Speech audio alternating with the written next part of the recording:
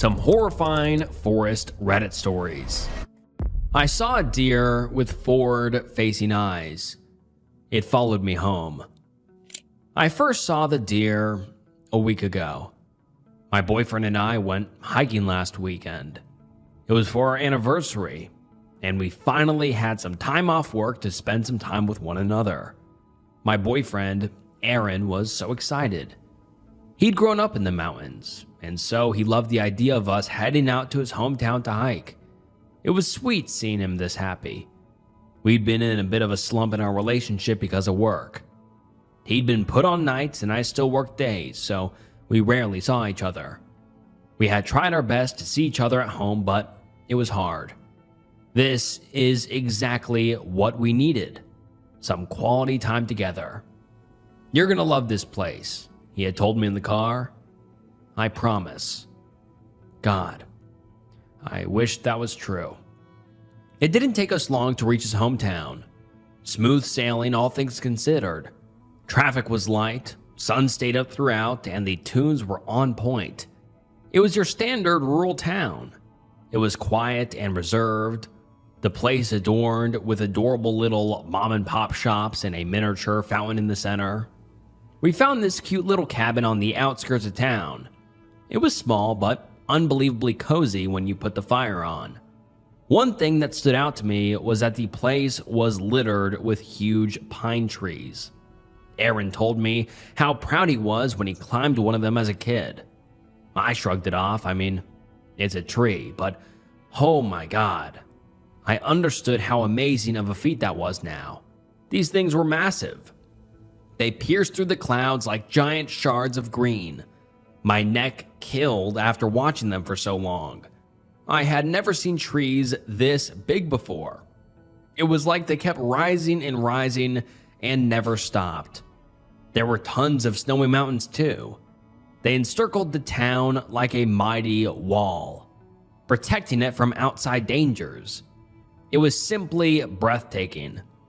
Much different than the desert I grew up in. His parents still lived there, so we went to their place for dinner when we finished unpacking. They are a lovely couple.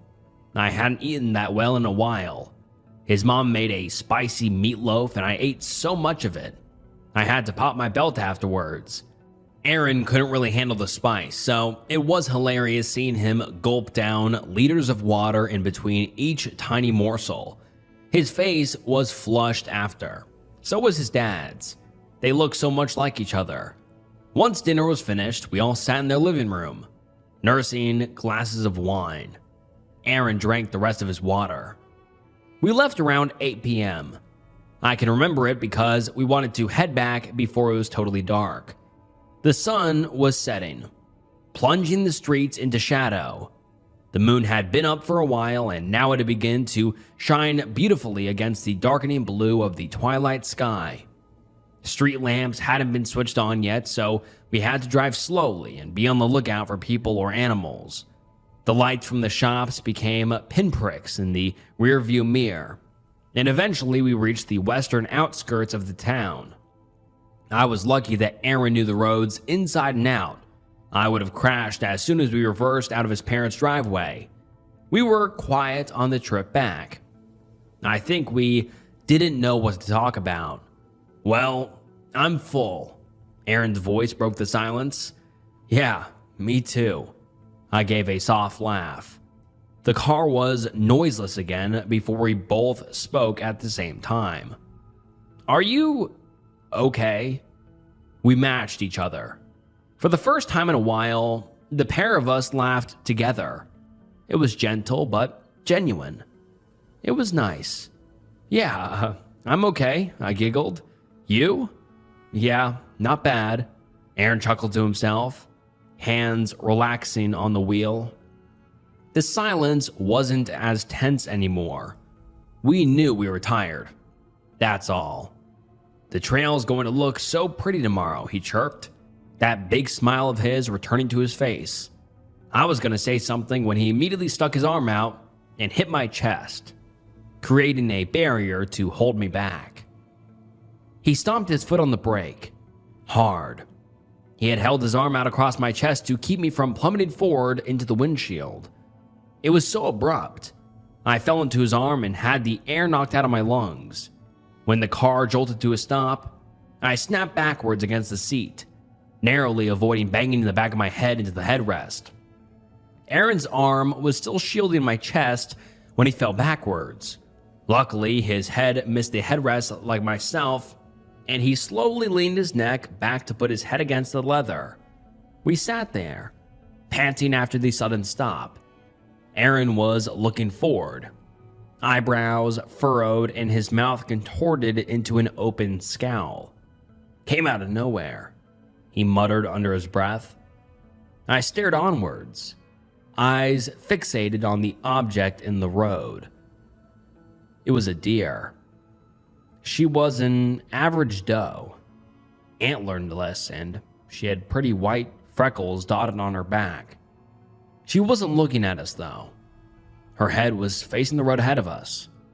Her ears were completely still, not even a quiver at the sound of the car screeching to a halt. A deer, I gasped out. Aaron had his lips pressed into a tight, thin line. I noticed his chest wasn't rising, and then came to the realization that he was holding his breath. His eyes were wobbling, tears forming. He hadn't blinked once since he slammed the brakes. In fact, he hadn't moved. "What?" he murmured in a wispy tone. He was breathless. I watched him with wary eyes, awaiting his reaction. I had never seen him this fearful before. It reminded me of a child staring into his closet when he heard a bump in the night. We sat there for another few seconds before I decided to take action and honk the horn. Looking back, I think this was the worst thing I had ever done. I pushed Aaron's arm towards him and I pressed harshly down on the horn. A quick beep echoed into the woods. I waited. The doe didn't move. I furrowed my brow and started to feel a strange discomfort in my skin. It was as if I had done something stupid. Hell, even illegal. This awful feeling ran up my neck. I was scared of a deer, of all things. The woods were pitch black by that point, and this unease made me want to head home as soon as we could. Aaron was obviously shaken. I hated feeling so afraid. So, out of embarrassment and anger, I yelled. I yelled at a deer. I moved back over to my side of the car and put the window down. I leaned out of it and yelled with as much power as my vocal cords could muster. Move. Fear definitely put some power behind my voice. As soon as the word left my lips, a rough hand ragged my shoulder back into the seat of the car. I looked back with confusion, only to see a horrified Aaron glaring at me. He put the window up and hissed, "What the hell are you doing?" "It's a deer," I snapped back, desperate to get away from the road and head home. "You haven't scared off a deer before?" Aaron shook his head in disbelief and turned back to the animal. I did so too, hoping that the deer had taken the hint and galloped off back into the undergrowth. It hadn't even flinched. The thing was still stuck there, neck twisted to the side and thin legs pinned straight. The dread washed over me, sending a horrible shiver down my spine. Maybe it was death?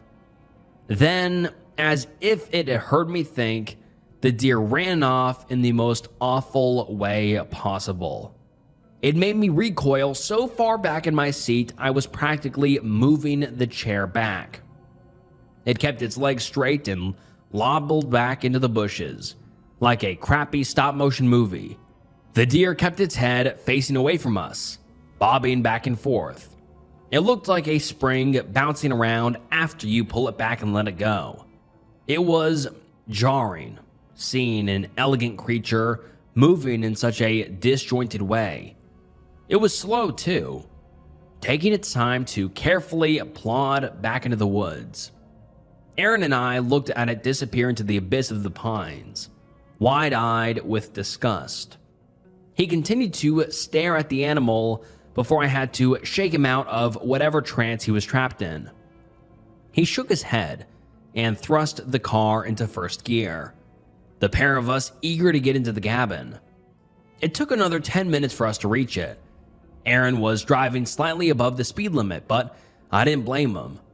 I kept thinking about any logical reasons as to why the doe had behaved like that. When we eventually arrived, the pair of us sped walk inside and locked the door. Aaron double-checked all the windows were locked, and we stayed the night snuggled up in our bedroom watching a random drama on my laptop. The thought of the deer was fading now, with my consciousness nailing the whole thing down to tiredness. I had seen weird deer before. The idea of one being deaf or injured made more sense to me than it being anything unnatural.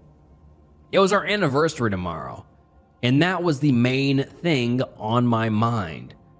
Aaron, however, was twitchy all night. He was the one driving, so I could understand why he was unsettled. He's a good driver, and I guess that he was shocked he didn't see the deer earlier. The next morning was much better. Aaron woke me up with a breakfast in bed, much to my delight. He seemed much more calm than the night before. There was still a hint of nervousness behind his eyes, but I shrugged it off. I can't describe the happiness I felt just being there with him. The pair of us set off around 1, and the hike was supposed to last us for about 2 to 3 hours, depending on how long our breaks would be. It was supposed to be a wonderful couple of hours in nature. It was much longer than that.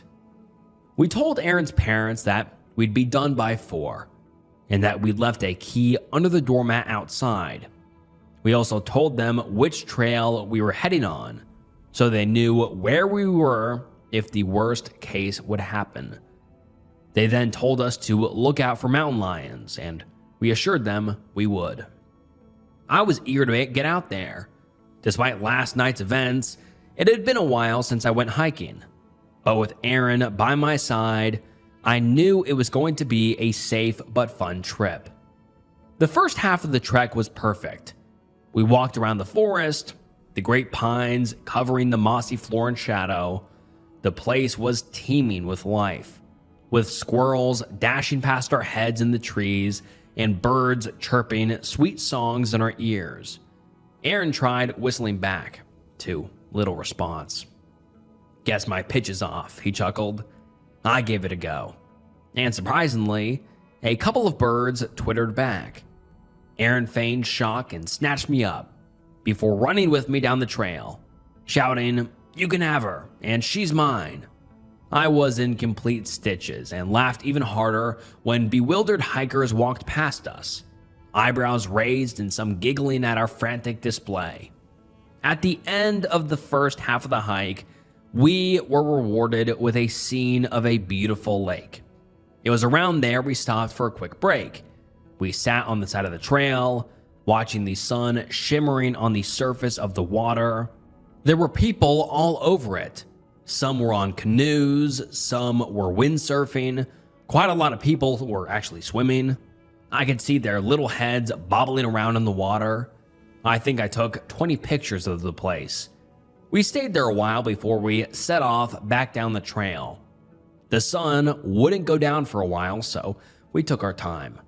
I had completely forgotten about what happened last night. Aaron seemed a little bit on edge, but he was still grinning ear to ear. Sometimes I would see him look behind us. He disguised it as looking at me, but I knew of the real reason. The thought of that deer was still playing on his mind. In hindsight, I should have been more cautious too.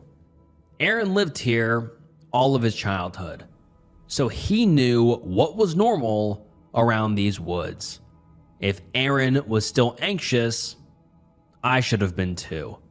The trail was still relatively busy. It was still early afternoon, so most people probably started hiking then. We'd walk past them, greeting fellow travelers. We could hear them behind us chatting about work or whose birthday it was that week. Normal things.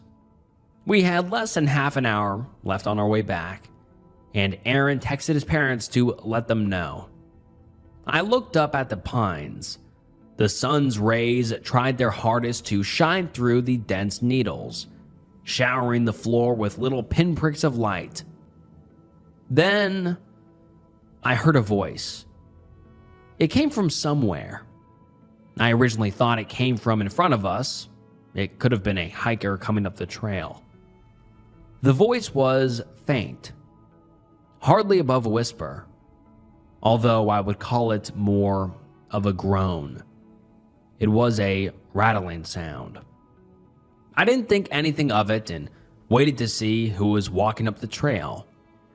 We went on, smiles still stretched across our faces. Unfortunately, no one ever walked past. I could see Aaron tense in his shoulders. He stuck his hand out and waggled it, prompting me to take it. I sped up and walked closer to him, holding his hand. He didn't look down at me, but he acknowledged my presence with a squeeze of my hand. I was going to turn and see if it was someone messing with us, but Aaron squeezed my hand again and looked at me with big eyes. He gave a soft shake of his head and gestured with his eyes to remain looking ahead. The voice grew louder the more we walked. It wasn't actually saying much, just a bunch of babbling. Sharp breaths punctuated every syllable. It kept changing its intonation too. One moment it would be as happy as a child, letting out stifled giggles. Other times it would be nervously whimpering. Sometimes it would be angry, like letting out growls and cut off yelps. It was almost as if it were speaking to us from all angles. Sometimes hisses would come from the left. Some gasps would come from the right. It wanted us to look at it. It got colder. The sun was still high in the sky, but a grim, cold wind had picked up, and I ended up having to put my hands in my pockets. We entered an area where there was debris on the ground. Needles and sticks, that kind of thing. We walked a bit faster through this part, hoping to reach the exit as quickly as possible. We had to be less than 15 minutes away now, so we were close.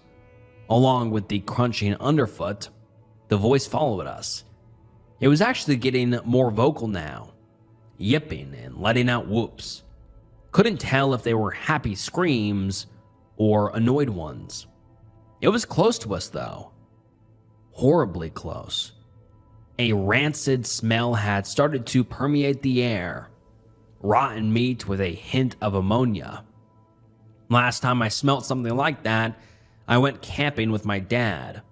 Shot a buck right in front of me, and I can remember the sound of the bullets going past. He didn't even do anything with its corpse. He just slept by it for 3 nights, and that dreadful smell grew.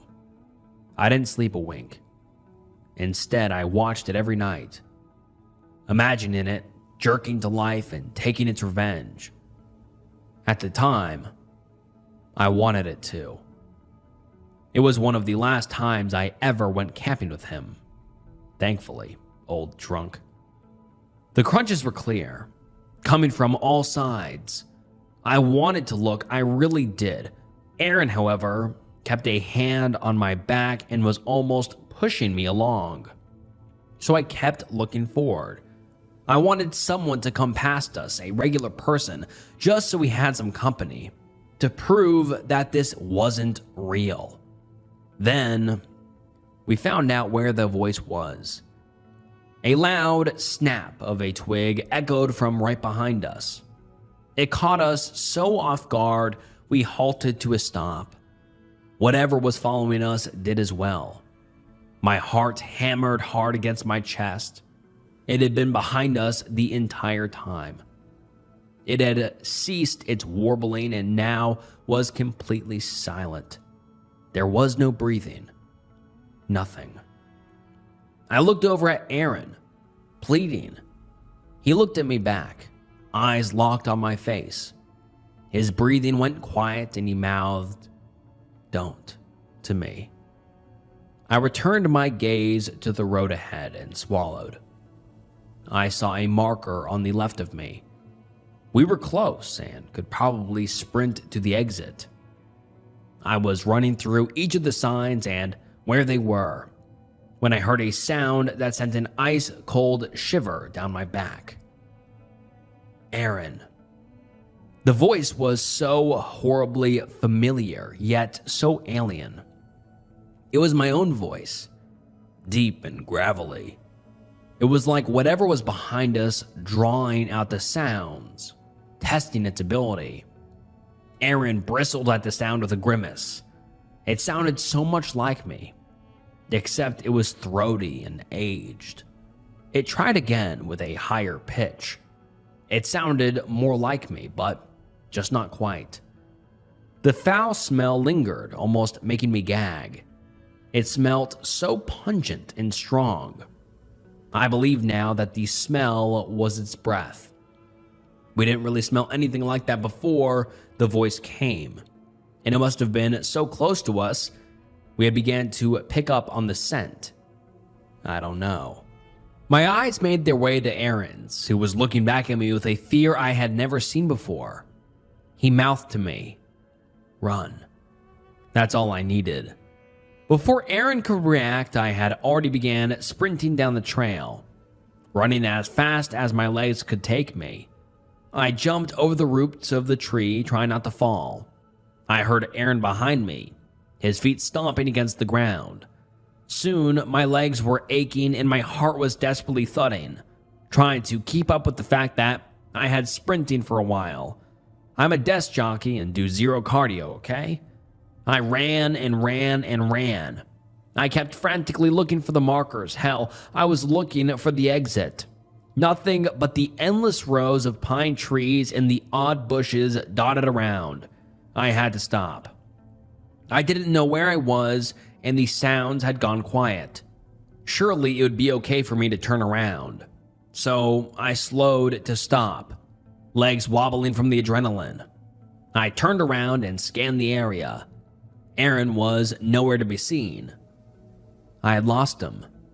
My stomach dropped to the floor. I spun around and watched. He was nowhere. How had I gone the wrong way? This trail had one road. I didn't change trail or reach any crossroads, but somehow I had managed to go further into the woods. It was impossible for me to not be at the opening. I took in huge gulps of air and started to look around and yell out for Aaron. My throat hurt so much. It was useless, really. My mind began to race. I had to figure out how to find the exit. I stood up and breathed in. Aaron? My blood froze. In my panic, I had totally neglected the fact I wasn't alone. The voice was ridiculously close to mine now. And the only thing holding it back from being an identical copy was the fact it hadn't nailed down my accent. I have a southern accent. This voice had something akin to someone with Valley Girl accent trying to do a southern one. It was a terrible impression, but it genuinely sounded like something I would come out with. Then, the next sound it made caused me to jump so far in the air, my knees cracked when I landed. It made the sound of a car horn honking. It was so ear-piercing and loud, my ears rang afterwards. It was short and punchy, like a little pip you'd do if the person in front hadn't moved when the lights go green. Now, I would have laughed at that. It's a car now, I would have thought. Instead, I thought, it's our car now? The warning beep I had given the deer that night just rang out in the middle of the woods. It did it again, louder this time. I think it was trying to make me scream or something because it kept making me jump when it did that. It kept on hopping from one place to another, searching for me. When I got closer, I backed up to one of the pines and held my breath. For all I knew, it could have been behind me. I just breathed. I kept my eyes forward like Aaron told me to, and breathed in, out, in, out. It's all I could do. The place went silent again, fear swirling in my stomach. I thought it found me. Then I felt something touch my shoulder. The fingers were long and they buried themselves into the flesh. Slowly, my eyes crept towards the hand, until eventually I followed the arm. It went up above me. When I saw what was there, I nearly screamed. There, crouched on one of the bigger branches of the pine, was Aaron with a finger to his lips. He held out his hand and braced himself against the branch, moving from a crouch to a seated position. I grabbed the hand hard, pushing myself upwards and towards the branch just below him. My right hand made it onto the branch, and I reached up with my left hand. Aaron pulled me upwards, careful to not fall himself. Just as I thought I'd made it safely onto the branch box, my left foot slipped and I smashed my knee against the bark. I bit back a yelp and bared my teeth. Oh my God, that hurt. I didn't even want to imagine looking down, so I weakly pulled my leg back up and made my way up the tree. The voice was further away now, the sound of Aaron's voice calling for me. It made us shudder.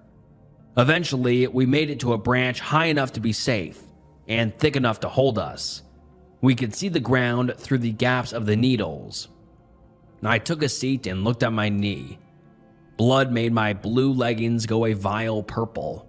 Scratches in the fabric showed my ripped skin, as deep red trickled from the gashes.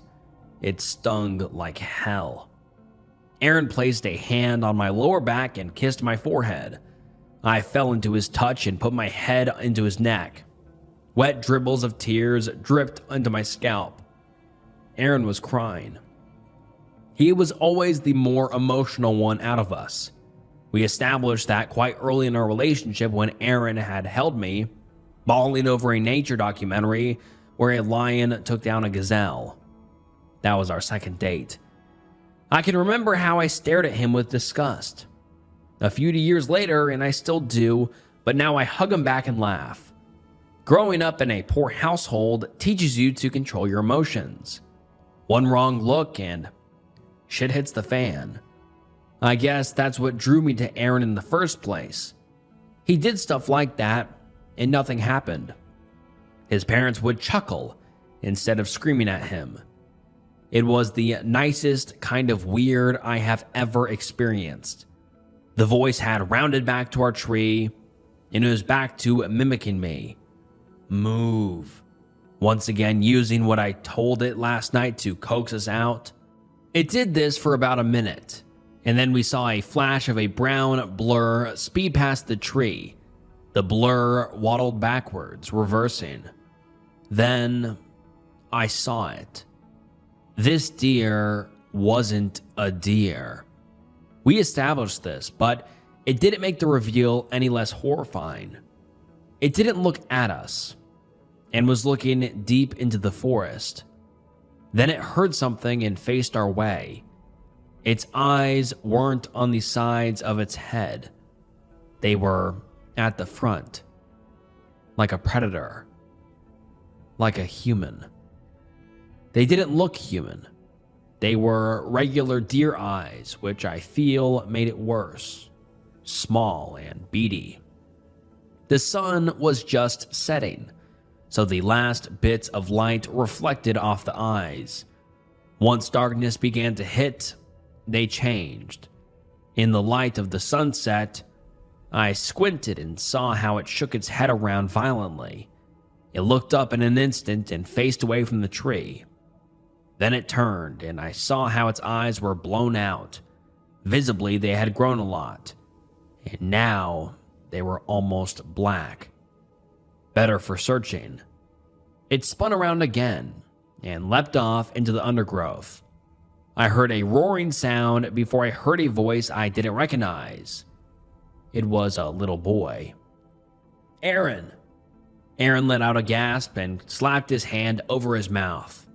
Tears were in full flow now, and his hands were shaking. Over here. Then a giggle, a childlike cough, and the worst sound of the lot, a young boy screaming bloody murder. Aaron clapped his hands over his ears and sucked in wet breaths. I wrapped my arms around him, stroking his flank. I could hear him muttering, "It's not Jake, it's not him," over and over. "Aaron!" It continued to wail. "Mom! Dad!" It was awful. Its voice kept on wavering back and forth between voices. It had seemingly perfected the Jake voice, as Aaron kept on choking on his breath whenever it copied the boy. It had pretty much decided that we were close because it stayed in the same position for the rest of the time we were up there, right next to the tree we were in. The sun had set fully then, so it was hard to see anything. My eyes adjusted, but it was still difficult. It went on and on, draining the pair of us. It got to the point where we were used to the screams and now realized that whatever was making the voices was doing it on a loop like a broken record. My voice, Aaron's, unknown boy, and then Jake. It was so mentally draining. I was fully considering jumping down and getting it over and done with. At least I would be dying or going missing with the one I loved, as dismal as that seems. I really couldn't think of anything else in the moment. It messed with me. As soon as I was going to close my eyes, a loud bang shot through the air. We heard a loud, warbling scream and the thundering sound of feet underneath. A gruff voice yelled our full names and ran around the tree. A couple more pairs of feet followed. This had to be the Rangers. "Up here," I called down to them. The flashlight beams shone around until they brought them up to our tree. Thankfully, it was the Rangers. We clambered down and were greeted with the sight of 3 park rangers and Aaron's dad, their faces ashy. I almost fell to my knees in joy and exhaustion. Aaron just caught me at the last second and choked out a sob. We had been found. Aaron carried me back to the entrance of the woods. The place looked so different in the dark. Aaron's mom was waiting for us with the other officers. She had been in floods of tears too, immediately running towards us. I had never felt so tired in my entire life. One of the officers took us to the hospital. I had splinters all in the gashes, and my muscles were exposed. Seriously gross stuff, but nothing was broken, so I wasn't worried. Everything happened so fast, you know? Aaron was fine, and that's all I cared about. It was our anniversary after all. It may surprise you to find out we headed home the very next day. We were quiet on the way back. I had so many questions to ask, but with one look at Aaron's face, I faced forward and closed my eyes. We were both too tired for talking. Once we got home, Aaron checked the house and collapsed on our bed. I stayed up and numbly watched a crappy comedy. No matter how much I watched, I could still hear the screams. Sometime I dropped off, don't know when, but when I woke up, Aaron was boiling some water, and the smell of coffee wafted its way to the living room. He walked in and handed me a cup, pressing a soft kiss to my temple with a warm smile. We sat in silence, dumbly watching the TV, when he sighed. "I'm sorry I took you there." I cocked my head. "It wasn't your fault." Silence. I knew what was in there. I held the cup of coffee and stared at him. What? He sniffled and coughed. I remember everything. What? He turned to me, eyes watery. Seen it again. He shook his head. Everything came back. What did that even mean? I opened my mouth before Aaron spoke again. They told me his family moved away. His eyes were glassy now, swimming with memories. Jake's family? I was gentle, hoping to not set him off crying. He nodded and took a sip of his coffee. One day he was there, the next he wasn't. Now you know why? He nodded again, morosely. We sat there for a while. We were camping for our birthday. We had the same birthday. Aaron looked up, recounting the events like they happened yesterday. It was our 12th. I let him speak. We were so excited, El. His eyes fluttered. Then we heard it. The deer? Yeah, the deer. He let out a cruel laugh. If only. What happened? He took another sip before he started up again. It called to us in our voices, saying stuff like "over here" and our names. Aaron placed the cup on the table. We thought it was funny. I get that. You guys were kids. Yeah, well, we found it so funny, we asked it to come out and wish us a happy birthday. And? I have never seen something more horrible in my entire life. He shook slightly, face gradually going pale. We screamed. So, it didn't look like a deer, or it did, and we just didn't see its real form? We ran away, or I did? It's hard to remember. He wet his lips. I can remember hearing Jake fall, and I turned to look at him. I reached over and rubbed his arm when he became emotional.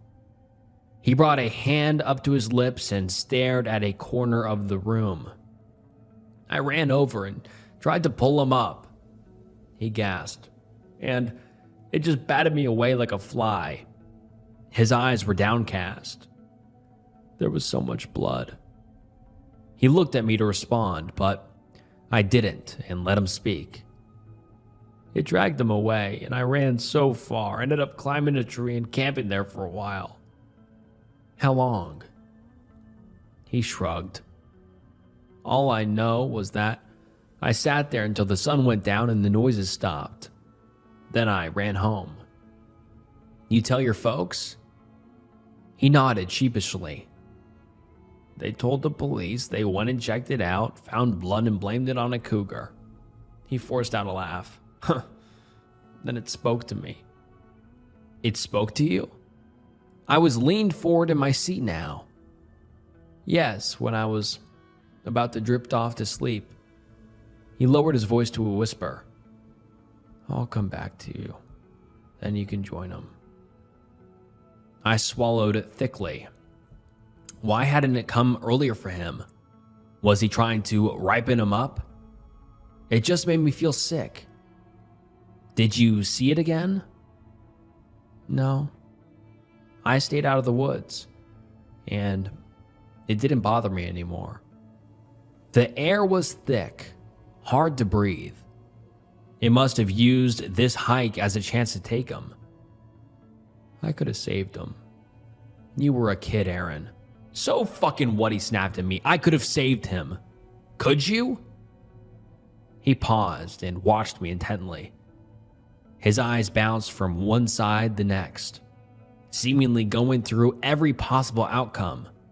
With a furrow of his brow, I guess he realized that he couldn't have done anything. He sat back in his seat on the sofa. His eyes were still cloudy, clearly still thinking. I leaned over and rested my head on his shoulder, holding his arm. Strange what the mind hides from you, huh? I didn't say anything.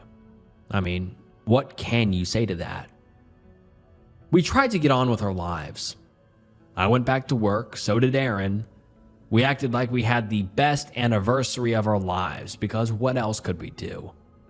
Tell my manager that we had some kind of monster deer chase us down in the middle of the woods and we kept hearing it mimicking us and Aaron's dead childhood friend? See how ridiculous that sounds? So we put on our happy faces. It was harder for Aaron, obviously. He's looking to see a therapist. He's also talking with the police from his hometown over Jake's disappearance. Jake's parents are yet to say anything. Can't imagine what they're going through. He told me he couldn't live with himself if he stayed quiet. I try to look more on the positive side nowadays. I used to be very cynical, and I blame my upbringing for that. When I met Aaron, stuff changed. He was just so enthusiastic about life. Car broke down in the rain. Well, at least we have shelter. Lost your wallet? Well, we can always get a new one. You feel guilty for cutting contact with your parents? You had to do that for your safety. Always, he's been able to turn bad situations on their head and find the silver lining in the cloud, even if it's barely visible. He brought out that optimistic part of me that I hid for so long. He helped me out of that horrible pit and made me see the light in life again. Since that day, I've been seeing less and less of that happy-go-lucky guy. I'm not complaining at all, by the way, please know that. I'd be more disturbed if he just went on with life like nothing happened. But I feel like I've been taking him for granted. I want to help him through this. He helped me, so I'm going to help him too. He assures me I don't need to, but I will anyway. I love him. And if that means I wait on every hand and foot for him, I'll fucking do it. I thought we were in the clear after we left that place. Turns out I was wrong. This happened earlier today, and I'm still shook up writing this. I was at home after work, and I went upstairs to go change. It looked like Aaron had just left before my arrival because he left the bathroom light on.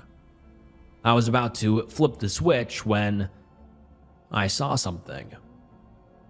It was a bit hard to see because of the frosted glass, but there was something outside.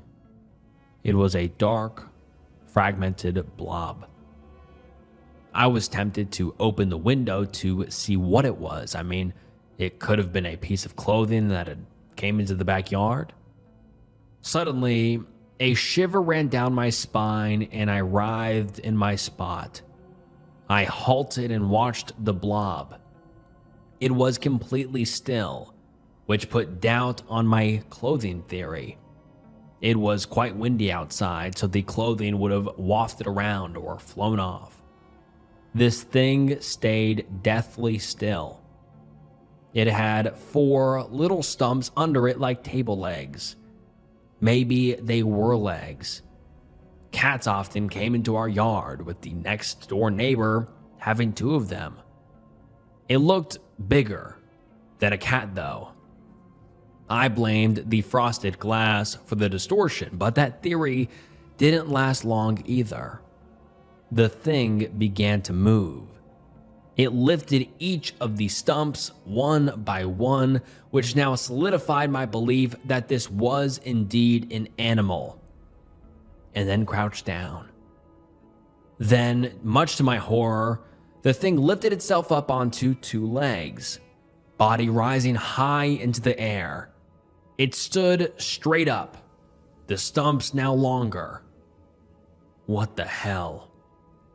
It didn't wobble or fall, but instead went stiff as a board and raised its 5th stump, which I figured out was its neck.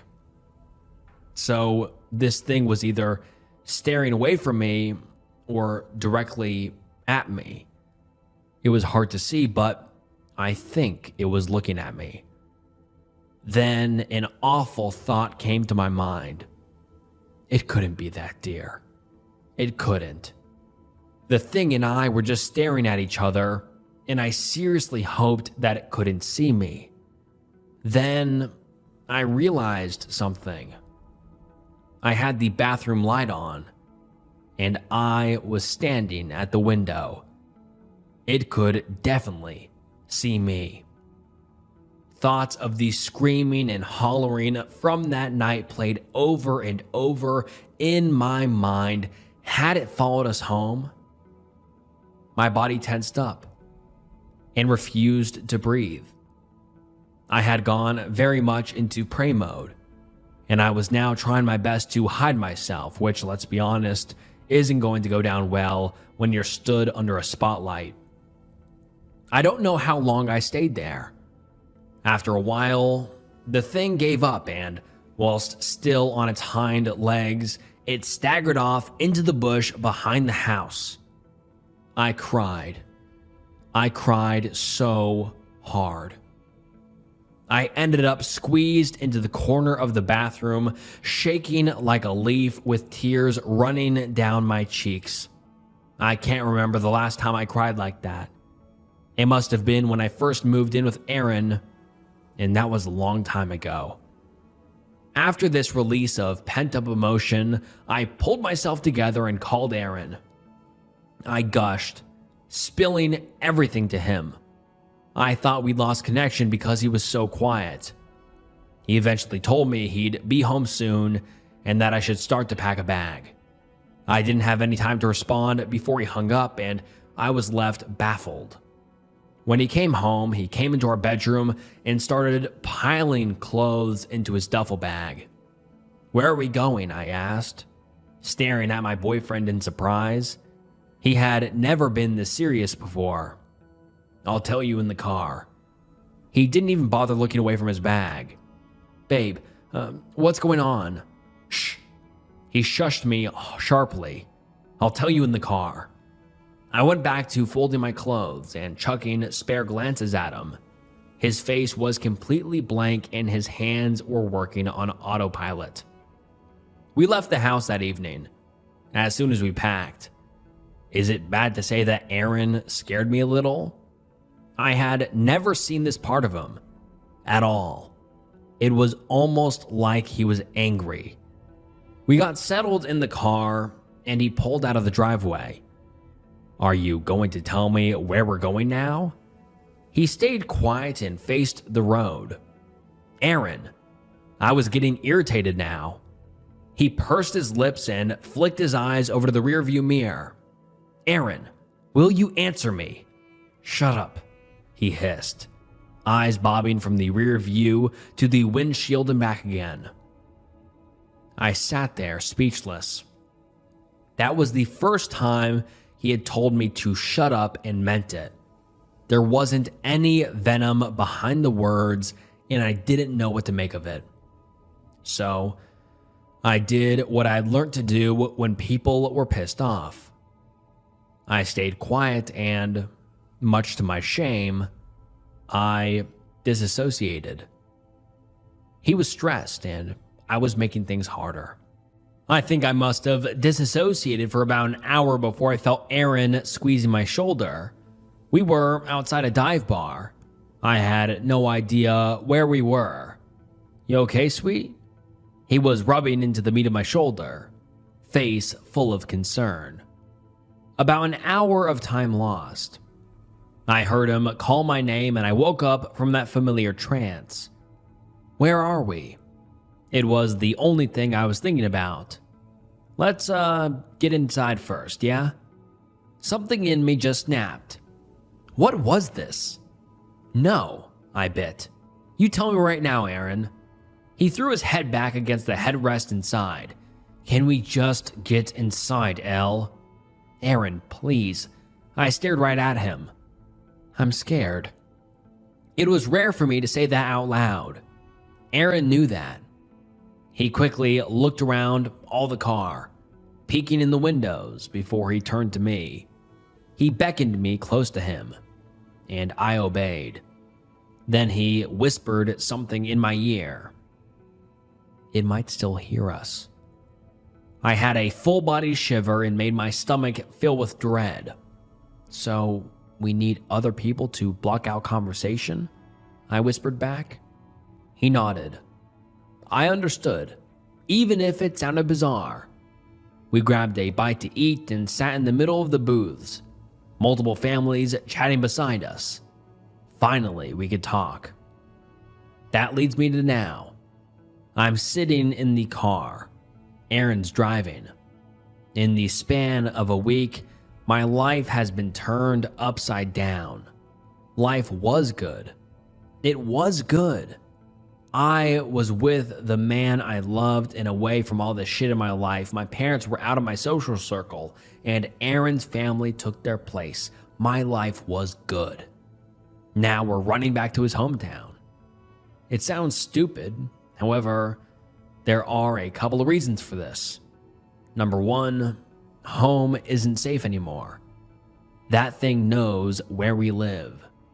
Number two, we could vacate to somewhere far off, but money is not good at the moment, and even then, that thing could follow us. We have no idea where this thing can go. Finally, 3. Aaron told his parents and they believed us, mainly because his dad saw the deer. They know someone who can help us. Hopefully, that makes more sense as to why we've decided to head back. We're going to stay to the highways, no back roads unless we have to. Hopefully, that thing either stays away, or if it follows us, it gets ran over by a truck. It probably wouldn't kill it, but it would slow down. I hope. I'm going to finish this post here. Aaron and I are in the car now, and we're close to the highway. I just hope we get there safely. Wish us luck. And this is the last time we have ever heard from the OP, so hopefully the OP and the OP's husband are alive and safe and away from that monster. I asked my best friend to tell me the scariest thing that had ever happened to him. Written by Sapphire Lion 15.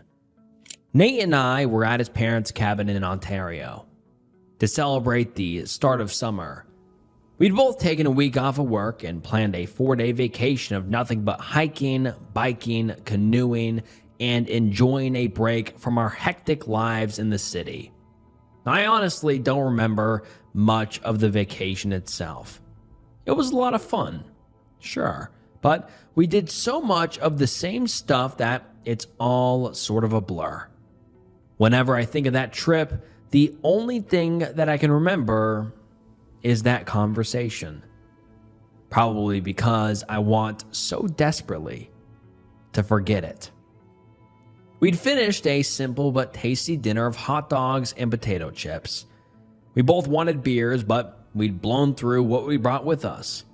It was raining, with occasional thunderclaps. I thought it was peaceful. We were sitting in front of a roaring fireplace, working through a pot of coffee. It was dark and fairly late, but neither of us felt like going to bed, probably because of the coffee, so we ended up just talking. The first few minutes of our conversation were nothing noteworthy, just small talk. Somehow, I really have no idea how, the conversation turned to some of the weird animals we'd seen during the trip. Nate brought up how, while we'd been hiking the day before, a snake had slithered across the trail, most likely startled by us. I had let out a very unmanly scream and jumped a foot in the air. I chuckled and explained that I was afraid of snakes because when I was 9, my brother's pet boa constrictor escaped its terrarium, made its way out of his bedroom, and ate my pet hamster. My parents got rid of the boa and made my brother apologize to me. But I'd been afraid of the reptiles ever since. I said, without exaggeration, that walking in on that creature swallowing my still kicking hamster was the scariest thing I ever saw. Nate looked sympathetic and handed me a cookie from the package we'd been snacking on. We were silent for a minute, listening to the rain and fire, when I asked the question, "What's the scariest thing that ever happened to you?" Nate seemed to freeze.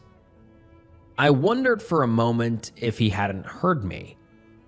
Then I noticed that his coffee cup was violently shaking. The thankfully lukewarm at that point coffee had spilled all over his hands and onto the blanket in his lap. "Nate?" The sound of my voice brought him back to reality. He sucked in a quick breath and noticed that his hand and blanket were soaked in coffee.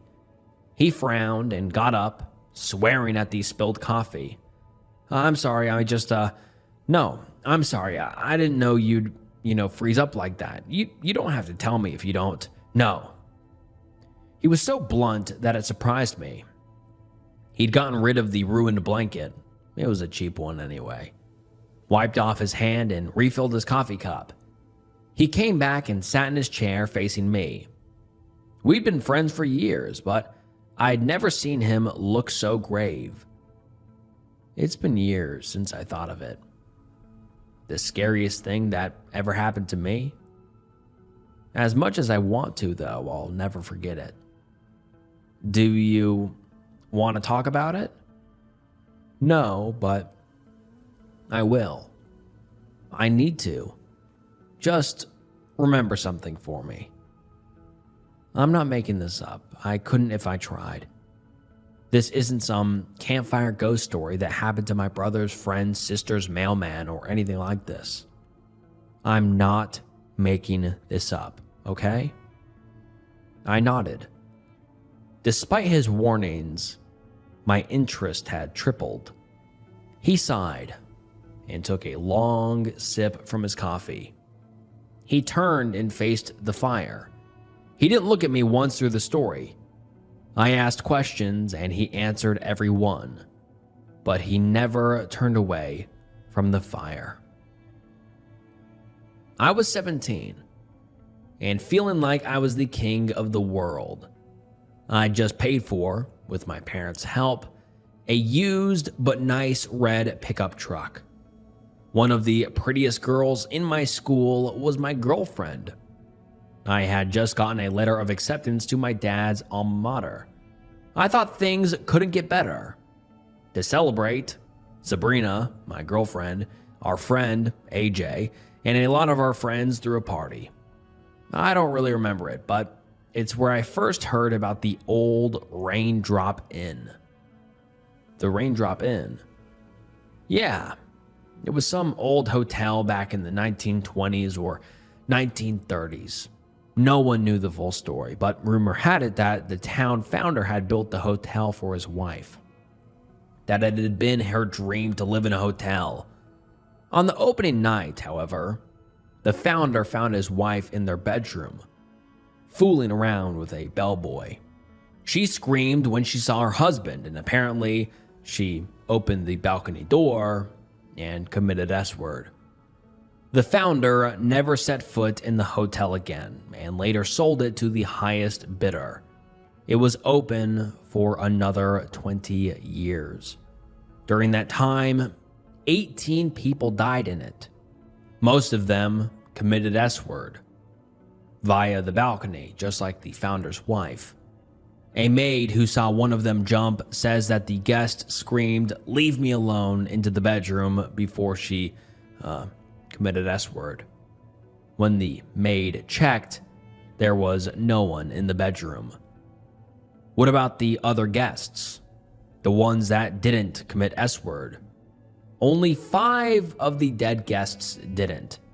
I don't remember the other 2, but there was a couple that were found tied together in a full bathtub, fully clothed, with a plugged-in TV in there with them. The other was a young boy who just disappeared. His mother told the police that she tucked her son into bed and heard some terrible squealing noise after she shut the door. She described it as a sort of squeal of delight, and it wasn't from her son. She ran back in, and he was gone. No body, no blood, nothing. Apparently, that was the last straw. The owner was sick of bad publicity and closed the place down. I learned all of this the night of that party. I didn't believe it and told the guys that they told a nice ghost story. They got defensive and told me to go see it for myself if I didn't believe them. Then they told me where to find it. Everyone knew that it was just inside the forest behind the high school. I laughed it off and we continued to party. But I kept that story in my mind. The next night, Sabrina was over at my house. We were trying to watch a movie, but my little brother Pete wouldn't leave us alone. He kept saying that it was his turn for the TV, that he was going to tell Mom if we didn't hand over the remote. Do you have a little brother? I nodded. Then you probably know how I felt. I finally threw the remote down on the couch and went onto the porch with Sabrina. We were talking. She was suggesting we go to her house to watch the movie. I forget what exactly we were talking about. Anyway, my mom walks out of the house and tells me that she needs to run out for a few hours. She was a vet and some asshole, her words not mine, had run over a dog. She told me I was in charge and asked Sabrina if she wanted a ride home. She said no, that we were going to finish our movie. Mom told me she'd be home by 1 a.m., reminded me to watch Pete, and left. I told Sabrina that if Pete was going to be a pain and hog the TV all night, then I didn't really want to stay home. It was a Friday night, not to mention the start of summer. I told her that we should do something exciting, something cool. She asked me what I wanted to do. At that point, it was 8 at night, and a few places were closed. I thought for a second before I remembered the night before. I asked her if she had heard about the Rain Drop Inn. Surprisingly, she hadn't.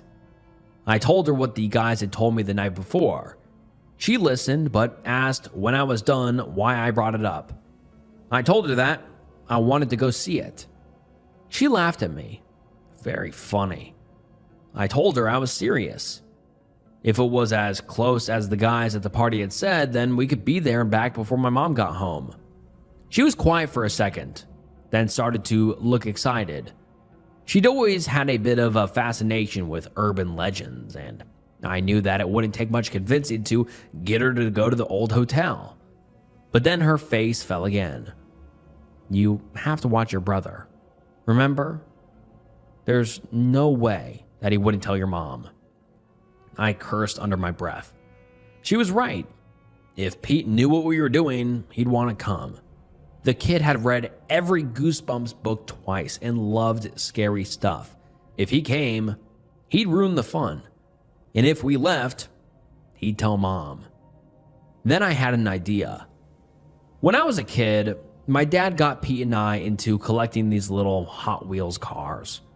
I kept up my collection even in my teens and had about 300 by that night. Pete had less than half of that, and he was seriously jealous of my collection. I'd even caught him in my room once or twice trying to steal the more impressive models. I told Sabrina that I knew what to do and went inside. Pete had turned the TV to one of those kids' channels and got mad when I paused it. But he heard me out. I told him that I would give him 50 of the cars from my collection. His choice, if he didn't tell Mom about Sabrina and I going out for a while. He agreed, but asked where we were going. Just some place some friends at school told me about. He seemed suspicious, but nodded.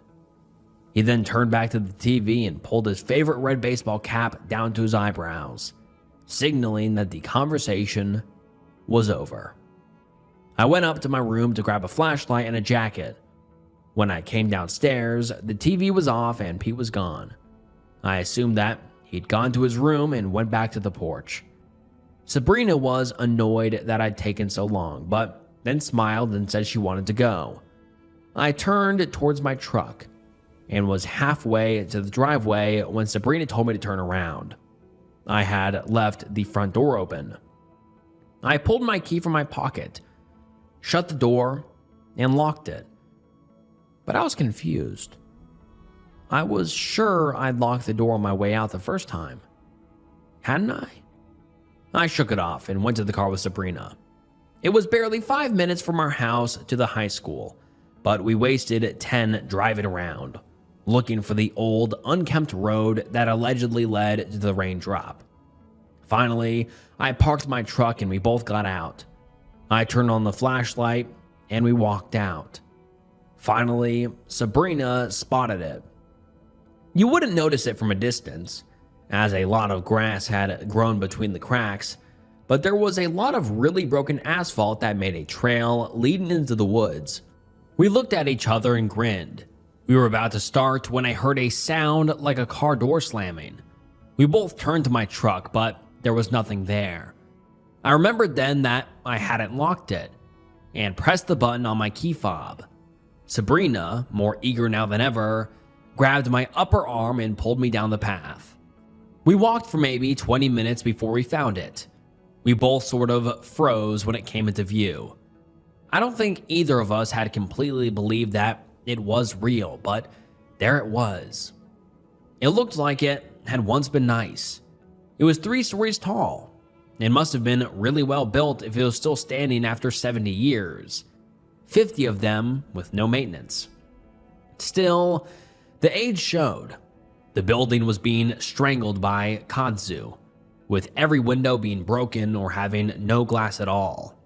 The original color of the walls was impossible to guess, as the wind, rain, and time had turned them an earthy brown.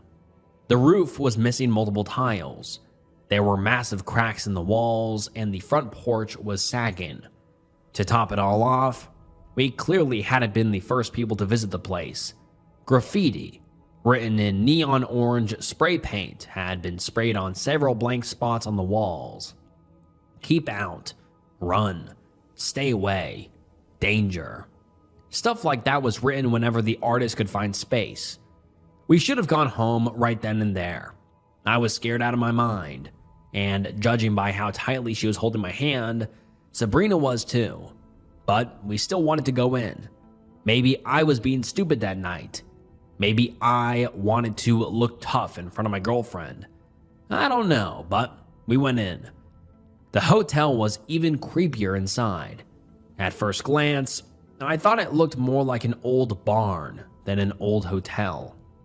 Then, as my eyes adjusted to the dark, I saw that, yes, it had been an hotel.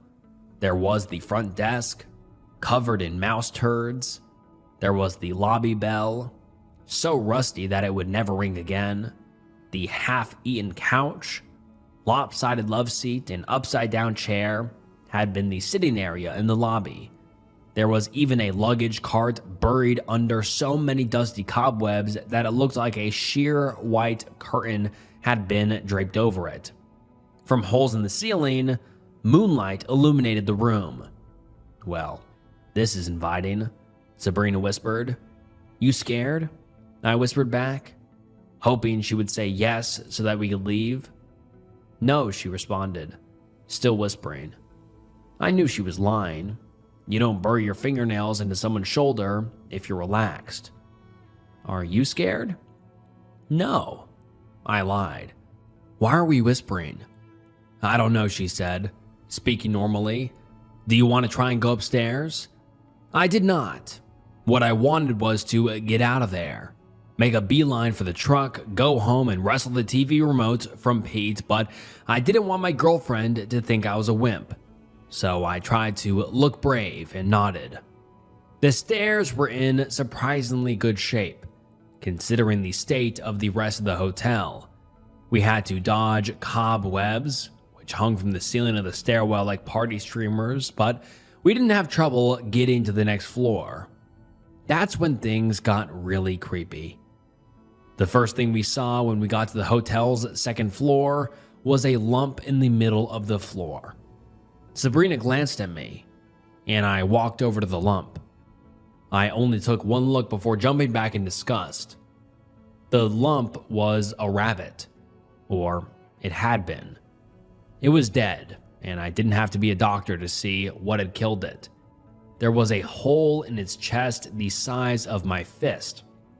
From the 2-second glance I took, I could see that the rabbit's organs were all gone. There wasn't even blood. The rabbit was nothing more than literal skin and bones. I did not tell Sabrina this.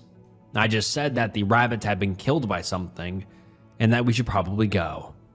She was clearly freaked out by the rabbit, even if she didn't know how bad it was mutilated. We might have left right then if we hadn't heard something. Footsteps. We both froze and slowly turned to look at the door to the stairwell. Someone was coming up the stairs. I threw open the first door I saw. The lock was so old that it fell off when I opened the door. I sort of hugged Sabrina to me and pulled her into the room. I closed the door as quietly as I could, hoping that whatever was coming up the stairs hadn't heard us in the hall. We both heard the door to the stairwell open. We looked at each other and both put our fingers over our lips. I've never seen Sabrina's eyes so wide, and I have a feeling mine looked the same. We listened closely as the thing that had walked up the stairs began to walk slowly down the hall. I heard it stop at what must have been the rabbit's corpse. At that point, I realized that I heard a new noise. There were voices coming from the hallway. No, not the hallway. Those voices were coming from all over the floor. I wrapped my arms around Sabrina as we listened. From somewhere there came an inhuman squeal of delight, followed by the scream of a small child. From a bathroom somewhere up the hall, there was begging and screaming, followed by a violent splash and the unmistakable sound of electricity. A woman screamed, "Leave me alone," followed by a window shattering and a distant, heavy thud. My already hammering heart rate accelerated when I realized what I was listening to. I remembered the story from the party, how a child had disappeared, a couple had been electrocuted, a woman had committed S-word. We'd just listened to those people die. Those sounds finally stopped, followed by what sounded like a sharp draw of breath from the hallway. I noticed then that the room was cold, eerily cold, especially for a night in late May, and it was quickly getting colder. Like the source of the chill was moving up the hall. There was a sudden scream. I was so rattled that I screamed. So did Sabrina. At that moment, instincts took over.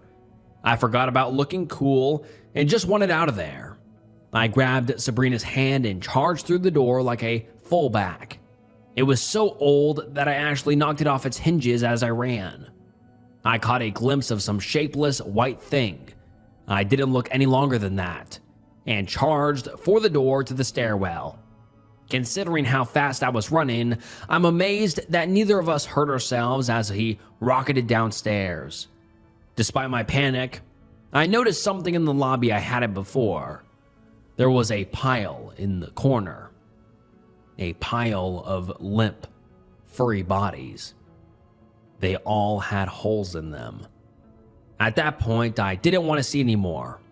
Still holding Sabrina's hand, I sprinted across the lobby, flew out the front door, and tripped on the porch. We both landed face down on the forest floor. I didn't know or care if I was hurt. I immediately got up, clawing at the dirt to get friction. Sabrina was a few steps ahead of me, calling at me to keep running, to not look back. Screams were pouring from the hotel windows, screams of pain and terror. That was all the incentive I needed to pick up my pace. I ran so fast that night that I think I broke a few Olympic records. The second we saw the truck, we both jumped in. I twisted the key and stomped on the gas. My truck broke the speed limit 3 times over as we made a break for my house. When the school was out of view, I slowed down and pulled over to the side of the road. We took a moment to catch our breath. Sabrina was crying. She'd been so scared. Honestly, I was too. Nothing in my life had prepared me for that. I wondered how close we'd come to disappearing or dying that night. We stayed in my truck for a while, trying to get a hold of ourselves and processing what had happened. Finally, we both felt stable enough to go back to my house. At that point, it was midnight, and my mom would be home in an hour. I expected Pete to still be parked in front of the TV, and I remembered that I still needed to give him the cars he wanted. At that moment, I was ready to give him the full collection. After that night, toy cars didn't seem important anymore. Sabrina went in first, while I parked the car. I went in and saw she wasn't there. I heard her upstairs and went to make us a snack. I just pulled out the chips and salsa when I heard her run down the stairs. I turned around with the chip platter, smiling. She must have been hungry. Then I looked at her face. That's when I saw how scared she was. She looked me in the eyes and practically shouted, "Where's your brother?" Tears started streaming down his face. Pete had hidden in the back of my truck. He'd overheard what I said on the porch about the hotel and he'd gone with us. He opened the front door, he slammed my truck door. He was making the footsteps we heard on the stairs and he was the one who screamed. I left him there. For a few minutes, he was silent. I sat back, stunned. I didn't know what to say. Finally, he spoke again. A week later, I went back to that hotel. I don't know why, closure maybe. As I drove up, I saw it on the porch. I didn't want to see it. I didn't want it to be there, but it was. Pete's red baseball cap. He took a deep breath and finally looked at me again. And that is the scariest thing that ever happened to me. We didn't speak for the rest of the night. The fire was still blazing, and the rain was still hammering down. But it wasn't peaceful anymore. My smart home says my door opened at 2:15 a.m., written by Hokons. I didn't always live alone. After Paul and I separated, I kept the house. A modest 4-bedroom, mortgage paid off. 3 months on and half his furniture was still piled in the living room, waiting for him to collect. How many times do I have to tell you? He'd yell over the phone, "I'll be back, you can count on that. And God help me if there's so much as a scratch." I changed the locks the next morning. There was a lot I didn't know about Paul. This was the first time I'd truly lived alone. No Paul, no flatmate, just me and 3 empty bedrooms. Even in a gated neighborhood, break-ins happened. I'd chewed my nails down to stubs over it. I researched smart home technology. If I was doing this, I was going all the way. Smart bulbs, door sensors, automated security. I found a service that met all my needs and ordered with express delivery. It was all tied to one app that logged everything. Every light switched on, every door opened, logged. There was a shortage of security cameras. The packages would arrive within 4 to 6 weeks, they said. That was 2 months ago. I'd have emailed the courier for an update, but I forgot all about it once I started skimming the logs. I'd been having a problem. Lights would switch on in random rooms. The manual warned it might, but this was consistent. Daily. I'd be eating a salad in the living room and the gap under the laundry door would light up. The laundry leads to a back door. A rat, possibly. Something had gotten in and was triggering the sensors. Then it started happening more often. The laundry, the garage, even the living room while I was cooking in the kitchen. I opened the app to check the logs. Bedroom door. Opened. 2:14 a.m. I stared at it for a long time. My bedroom was an ensuite. I don't leave the room at night. Bedroom door. Closed. 5:58 a.m. just before my alarm goes off. False positives, that's all they were, same as the lights. I locked the bedroom door and called my lawyer, Greg Duggins. "Are you sure you're still in San Francisco?" I asked. "Yes, positive," said Duggins. "He'll be in the States for another week." "Okay," I said, "if you say so." I set the phone down on the bedside table and looked at the door. San Francisco. Right. I turned the handle once to make sure it was locked. I returned to the app and scrolled further down the logs. Laundry door, open, 11 p.m. Laundry light, 11:01 p.m. Entryway light, 11:03 p.m. Hallway light, 11:03 p.m. Second floor hallway light, 11:04 p.m. From then until my bedroom door opened at 2:14 a.m., nothing. I called the cops to report a break-in. While I waited, I kept looking at the timeline. What were they doing on the landing all that time? None of the rooms had their lights triggered. The only place to hide was the linen closet, but there was no space for anything other than a small critter. A rat, like I thought. I chewed my lip and opened the bedroom door. The linen closet was within an arm's reach. I reached for the handle. Knock, knock, knock. Jesus. I let go of the handle and rushed downstairs to let the police in. "Afternoon, ma'am. We're responding to a call for a break-in." "Yes, come in." I showed them the logs. They agreed it was strange. "Just me. New locks," I said. "Well, there's no sign of forced entry, but there are a few scratch marks around the keyhole. If you've got a new lock, it's not uncommon to scratch the keyhole while your muscle memory adjusts. But it's possible someone broke in, right?" "Well, the door was locked from the inside when we got here, so I doubt it," he said, chewing at his overgrown mustache. "Show us the rooms and we'll have a look over. Ease your mind." I showed them all the rooms on the first floor and the bedrooms on the second floor. There wasn't much for them to do. They noted the break-in and advised me to follow up on getting those cameras installed. I dusted Paul's junk and made dinner. I didn't eat much, just poked at my food, scrolling through my contacts. I had 4 friends who would pack an overnight bag and be here within an hour, but I hadn't spoken with any of them since the divorce. They'd bring up Paul, and all I wanted to was to forget about him and all his shit he kept promising to pick up. I locked up and went to bed. After an hour of flipping my pillow to the cool side, I gave up and checked the logs. No new alerts. Part of me wished I had never installed the app. I would have been sound asleep by now. To calm myself down, I opened Google and started browsing apartments in my area. Units, suites, something with a lobby and a night guard. Light flashed under my bedroom door.